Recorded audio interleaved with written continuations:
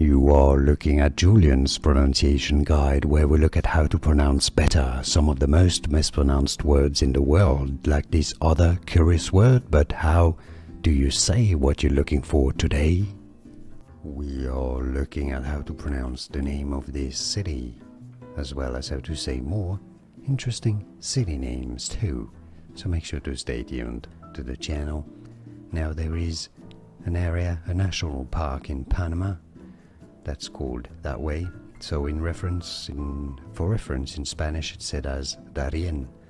But if you're looking for how to say the name of the city in Connecticut, Darien is how you say it, or in Spanish, Darien.